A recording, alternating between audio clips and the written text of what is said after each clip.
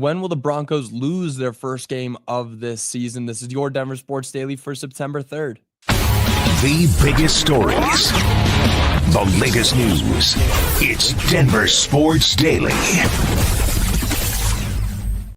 This is a fun conversation to have. When will the Broncos lose their first game of the season? And it might not sound fun, but it is, because in past seasons, we were maybe talking about when will the Broncos win their first game of the season. We're flipping the script. We are flipping the script entirely. The Broncos are looking good this season. So when are they going to lose their first game? And maybe I'm getting too ahead of myself. We haven't even seen them in the regular season yet.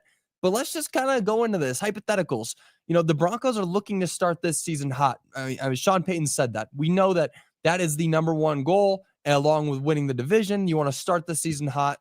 Every coach says that, to be fair. But they got a couple games right at the beginning of the season that are going to be wins. They should be wins. But let's get into when they'll lose their first game. So this Sunday, first of all, the Broncos play their first game of the year. That's against the Tennessee Titans.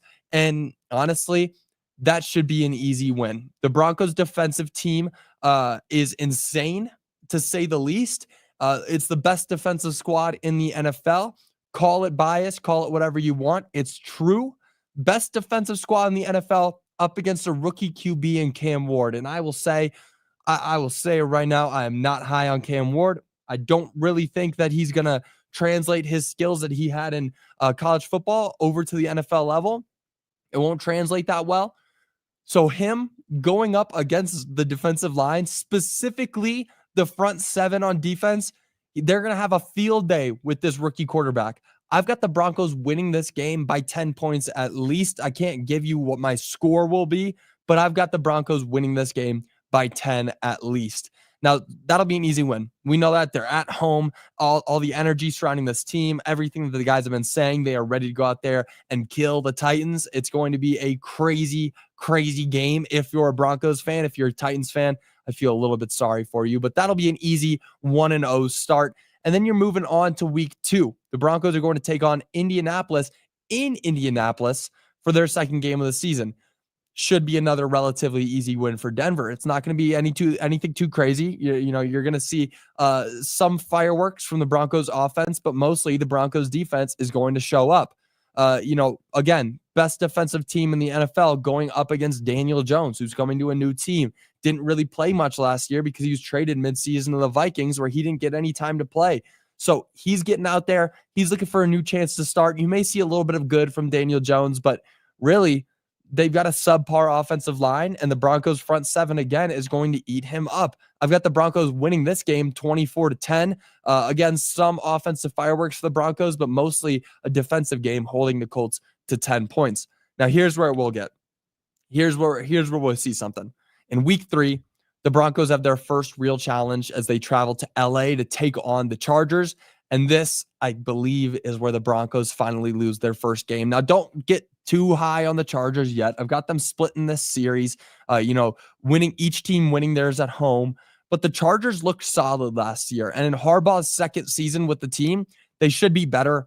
Justin Herbert, I really like. I think that he's a great quarterback. So that team has the ability to beat the Broncos. The Chargers have the ability to win the division along with the Broncos. It's going to be those two battling for winning the division. I really think that the Chiefs are a non-factor. So that is where I'll finally see the Broncos lose their first game. Now, of course, we could see upsets happen. If it is to the Titans or the Colts, and the Broncos have a bigger problem to deal with, especially if it's to the Titans. If the Broncos go out there this Sunday and lose this game, I will be shocked. I will not be able to talk on that Monday. Next Monday, I will not be able to come on this show. I will be hiding. I will be incredibly upset.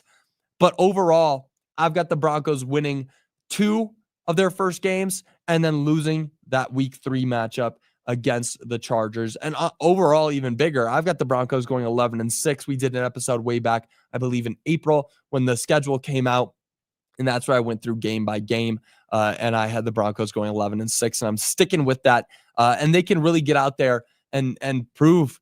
And if they win 11-6 games, or if they win 11 games and 6 losses, they're going to win the division. If they just hold it with the inside the division, the Chiefs and the Chargers, if they can hold it against them, They're going 11-6, and they're going to the playoffs. And we might be talking about them really being one of the teams to watch this season. But yep, week 3 is where I have the Broncos taking their first loss to the Chargers. Now, moving on, Coach Prime says we'll get to see Julian Lewis this weekend.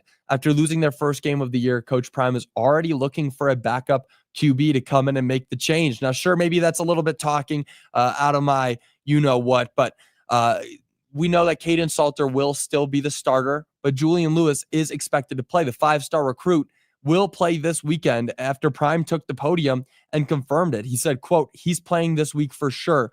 I know we're going to see him. You just don't know when you're going to get to see him. Crazy. If you want to play Julian Lewis, do it in week 5 if you keep losing games. Do not do this. A lot of shade is being thrown at Kaden Salter, and I don't think he even had that bad of a game. Sure, he was throwing a lot of check down passes and easy throws, but he recorded some solid stats. He finished with 159 yards passing and a passing touchdown on 17 for 28 splits. And then he added 43 rushing yards and 1 touchdown. That's 202 yards total and 2 touchdowns. That's not a terrible game. It's his first game with a new team, a new squad. He's played 4 seasons at Liberty, and now he's going out here and people are mad because he's trying to play conservative. And then when he is trying to air it out, he wasn't completing a lot of those passes. You got to give the kid some slack. Give him a little bit of slack. This is his first game with the new squad, and he's being coached by Pat Shurmur. Let's give him a chance.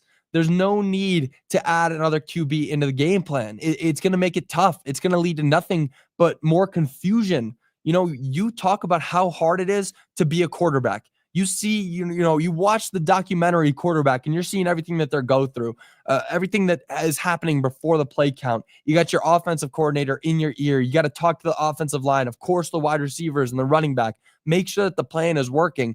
And now you want to just say, here, kid, your turn now. You go do this for a couple snaps, and then we're going to throw in the other guy. That's not how that should work.